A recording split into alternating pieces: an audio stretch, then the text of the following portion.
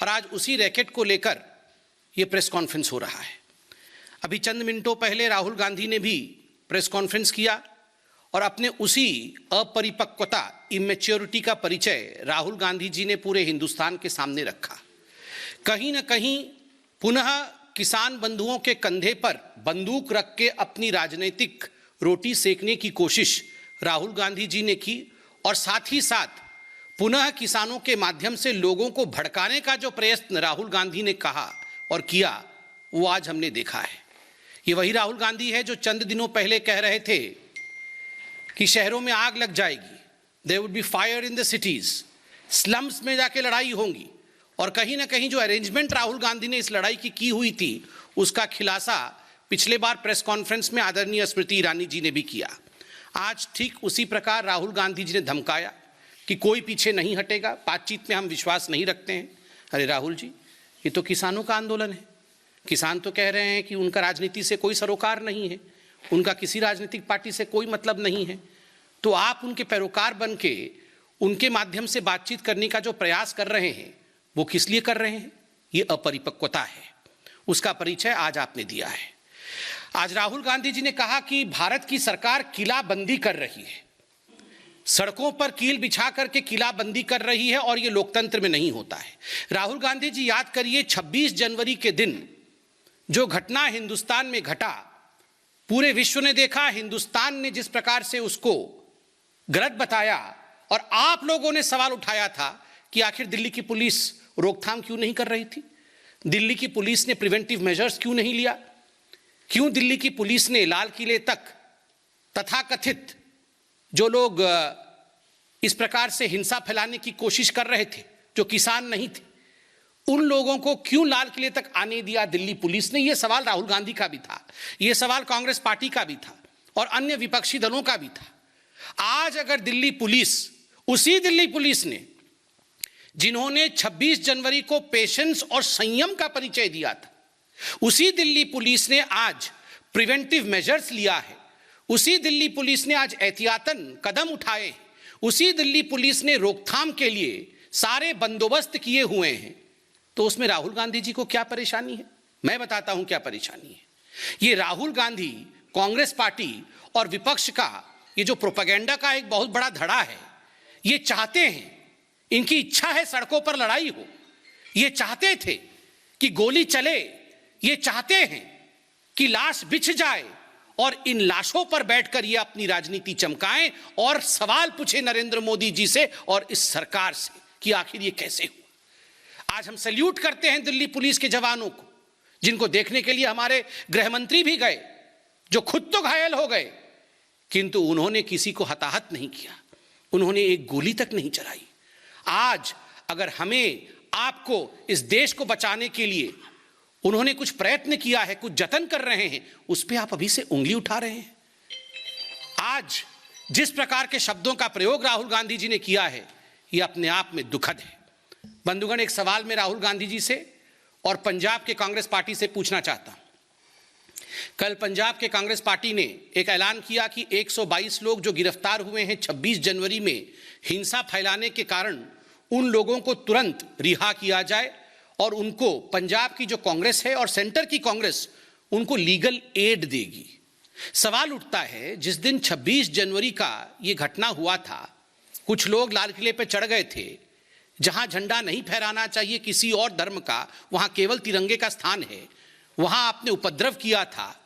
उसके बाद ये तमाम नेताओं ने, राहुल गांधी समेत तमाम जो कांग्रेस के नेता थे, उन्होंने कहा था कि ये भारतीय जनता पार्टी के कार्यकर्ता हैं, भारतीय जनता पार्टी ने अपने एजेंट्स और अपने लोगों को भेजा है हुड़दंग करने के लिए, यहां पर हिंसा फैलाने के लिए, ताकि किसानों का आंदोलन बदनाम हो जाए। So that in fact the Kisan Andolan, the name of the Kisan Andolan is starred, is blackened. और आज जब वही हुड़दंगी गिरफ्तार हो रहे हैं, तो आप कह रहे हैं कि इनको रिहा कर दीजिए, तभी जाके बातचीत होगी। आप कह रहे हैं इनको रिहा कर दीजिए क्योंकि ये अच्छे लोग हैं। कैसे? आपको क्यों इतनी पीड़ा हो रही है? आप तो इन्हें बीजेपी के कार्यकर्ता और एजेंट बता रहे थे। इनको तथ्यों के आधार पर, अगर दिल्ली पुलिस सीसीटीवी की फुटेज के आधार पर जो फुटेज जनता ने सामने रखी है और जो फुटेज पब्लिक कंजम्पशन के लिए एविडेंसेस के आधार पर जो तथ्य कोर्ट में प्रस्तुत किए जाएंगे उनके आधार पर गिरफ्तारी हो रही है। आप कह रहे हैं छोड़ दीजिए, अर्थात ये आप ही के लोग थे, अर्थात ये कांग्रेस पार्टी आप ही के लोग थे ना जिनके लिए आप इतने चिंतित हैं और लीगल एड देंगे। वरना मैं तो नहीं मानता हूं कि इस देश में ऐसी कोई संस्था होगी जो अनार्की फैलाने वालों को, जो हिंसा फैलाने वालों को, और 26 जनवरी में जो दुर्घटना हुई थी उनके साथ कोई भी संस्था खड़ी होगी, ऐसा तो मुझे नहीं लगता। स्वाभाविक रूप से ये प्रश्न राहुल गांधी जी के लिए है, क्या ये लोग आपके हैं जो आप इनके लिए लीगल एड देने के लिए तत्पर हैं? राहुल गांधी जी ने आज कहा, बहुत दुख के साथ मुझे कहना पड़ रहा है, मैं वो सेंटेंस लिख के लाया हूं, उन्होंने कहा यह सरकार किसानों को मारना चाहती है। यह सरकार सबका साथ, सबका विकास और सबके विश्वास इस मंत्र के आधार पर काम करती है। किसी को मारना यह सरकार नहीं चाहती है। सब कैसे उभरे, सब कैसे आगे बढ़े, सब कैसे विकास करे, इसकी चाहत इस सरकार की है। किसान, मजदूर, मजलूम, महिला, युवक, सबके लिए किसानों की सरकार काम करती है। हमारी सरकार किसानों की भी सरकार है। और देखिए मारना क्या होता है, इसका आर्टिकल मैं निकाल के लाया हूं। 1998 में मध्य प्रदेश में सरकार किसकी थी? कांग्रेस पार्टी की थी। अंधाधुंध गोली किस पर चली थी? किसानों की रैली पर चली थी। कितने किसान मारे गए थे? 28 किसान जलियांवाले बाग की तरह वहां भून दिए गए थे। राहुल जी, इसे मारना कहते हैं, इसे रौंदना कहते हैं, इसे डेमोक्रेसी को समाप्त करना कहते हैं। किसानों के लाशों के ऊपर आपने राजनीति की थी। आज आप हमारी सरकार को कटघरे में घेरने की कोशिश कर रहे हैं, झूठे भ्रम को फैलाने की कोशिश कर रहे हैं। आप कह रहे हैं हम मारना चाहते हैं, यह निंदनीय है।